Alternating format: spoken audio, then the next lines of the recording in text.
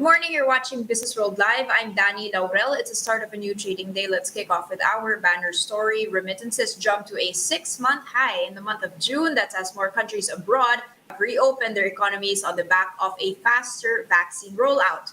Now, cash remittances sent by overseas Filipinos rose by 7% to over $2.63 billion in the month of June, year on year. Now, month on month, money sent home by Filipinos increased by 10.7% from $2.38 billion in May.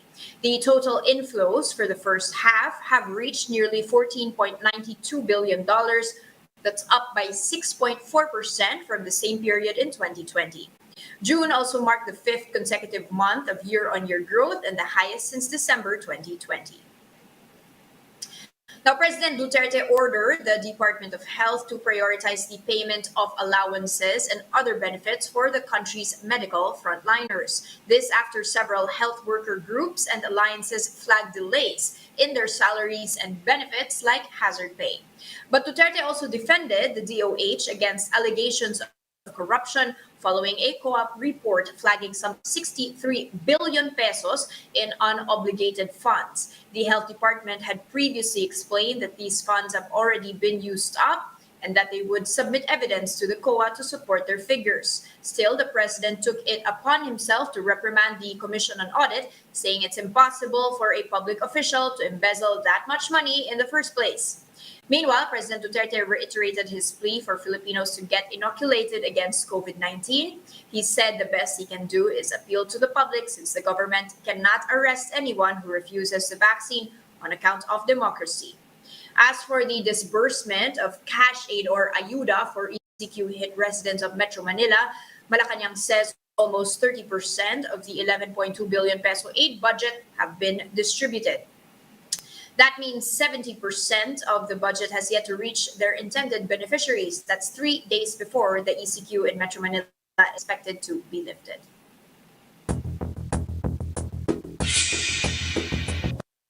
Okay, guys, opening the markets this Tuesday morning, you can see us still on that recovery path, slightly up by 0.07%. This, of course, comes after we had a strong rebound just yesterday. I'll just show you the 3-day chart here. A massive slide there on Friday, and then a pick up and some bargain hunting happening on Monday. That was a very strong rebound session. And this happened despite the fact that overseas investors sold the most Philippine stocks in about 6 weeks. So you can see that red line towards the end here. That was yesterday. We had net foreign selling of 1.9 billion pesos, which we lost. And that still did not necessarily reflect in the performance, which was quite positive. Let's take a look at how our sectors are performing this morning and which ones are holding the fort here. You can see quite a mixed picture with properties up by 0.8%, together with financials and holding firms. Still, services and industrials are not joining in on this continued rebound, or if you can say it's a rally. Let's look at one specific sector that I'm watching here. Those are the banks. I'm just going to pull out the 1-day chart for you so you can see which ones are leading the charge here. China Bank, Video, and East West leading that pack here. And let's watch out for another digital bank. This time, Gokongwei is being included into the 4 as the Bangko Sentral approved the Gokongwei and Time digital banking license. That's going to be called GoTime. And they will be, it's a venture of JG Summit together with Singapore headquartered Time. So recall that in February, JG Summit had invested in this digital Time Bank of South Africa.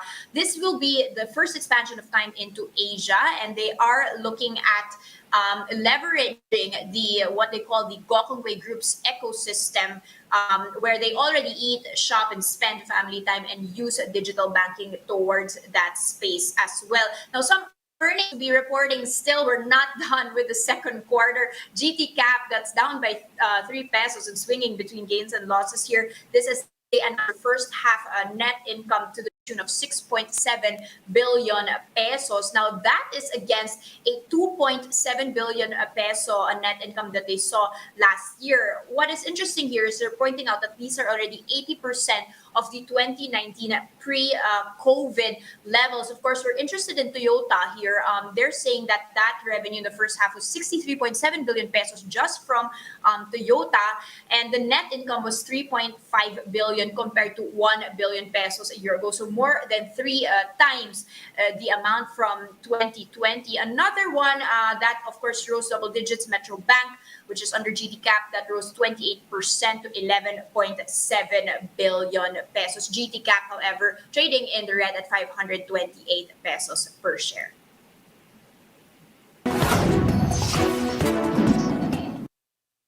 Here are the other headlines. We're keeping our eyes on the BIR collected close to 172 billion pesos in July, surpassing its revenue target by 3.6%. The July tax collection was also 7% higher than the agency's tax take in July of 2020 and almost 8% bigger than the revenues in June. Now, tax collections started picking up this year as economic activity increased and lockdowns were eased. The BIR is tasked to collect a little over 2 trillion pesos this year. Malaysian financial giant Maybank has slashed its second half growth forecast for the Philippines. Despite the expansion in the second quarter, the bank lowered its projection for the Philippines to between 7.1 and 7.2% from the original target of 7.7% for the second semester. The lender attributed this to the fresh round of hard lockdowns imposed in the capital region and other provinces due to the threat of the Delta variant. For her part, Maybank Philippines research head Jackie De Jesus said the country's fundamentals are moving in the right direction, with herd immunity expected by the second half of next year.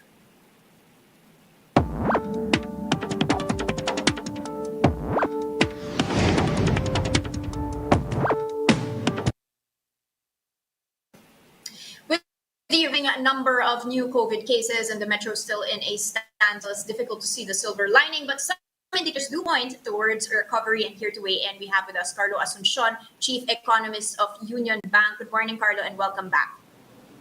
Yes, thanks for having me. Carlo, let's kick off with some of those recovery indicators, shall we? So let's kick off with remittances. 6-month high, beating estimates. Of course, the estimate was actually 2.4% if you weigh this huge discrepancy between negative and positive growth. And we beat that and we saw 7% growth. Does this mean that, things are getting better elsewhere and that the Philippines is poised to benefit from the global recovery? Yeah, well, we actually almost hit it. We were expecting 7.2, and it turned out 7.3 or around that area. So, but well, that's because of the we know the reopening of much of the economy and a lot of the recovery are from host countries that are well basically have started to get better from 2020. So definitely OFWs there or people or Filipinos working there definitely benefited from that. So that's why we have that a very robust um, remittance number this June. Is that figure sustainable, and is this pointing already towards a trend, or is this seasonal issue or base effects, or really just the recovery of all the money that was not sent home, that was finally sent home in the month of June? Yeah, well, we're expecting it around 3% for 2021. So that's not yet counting in the impact of the Delta variant, of course, in these places that where Filipinos are, and also not counting in new variants that probably may come in, particularly the Lambda variant. No, so 3% is still a very very decent number compared to last year, but it does show you how resilient remittances inflows are so far. No, so I think at the end of this year, I would still expect a certain level of resiliency, whether or not certain countries or host countries do involved themselves with lockdowns, just protecting their own, closing borders and all that. So I think it may mirror not exactly, but just the resiliency of the flows. How big of an impact would this have on GDP recovery this year? Will we be able to still, rely on remittances as one of our strong legs, this year as we face all of these headwinds? Yeah, well, definitely. It has become a challenge for, of course, we haven't been, it's a crisis, no? So in terms of the, especially when the peso was strong, the buying power of each of the OFW dollars or money has declined, no? But looking at where things are at now, and I think that it it will indeed somehow lift our recovery prospects simply because the dollar has been peso has been declining, and the dollar has been showing some strength, and I think it has some sort of impact moving forward. Can you explain that peso weakness, Carlo? What is driving this? We dropped to the lowest since May 2020. Is the peso so reliant on the number of cases that we are seeing every day on the vaccine story? Why did it not strengthen amid this remittance sprint? Yeah, well, for the early part of at least I think the past 3 months or so, we've been seeing just the impact of the external environment, or what's been happening in the U.S., how the recovery in the U.S. is, and how inflation has been an issue, whether it's transitory or not. So it has been one of the major drivers, but especially in recent days, I think the local stories of the Delta variant has been a significant driver, and the market seemingly has been pricing it in anticipating it, no? And we know the numbers, no? Hospitalizations and all those things are really in concerning conditions. Are you able to give us a revised outlook based on the GDP print in the second quarter? All of the downward revisions that we're seeing all across the board, plus the possibility or imminency of an extended ECQ, at least in Metro Manila. Yeah, well, initially, before the second quarter print came out, we were expecting 4%.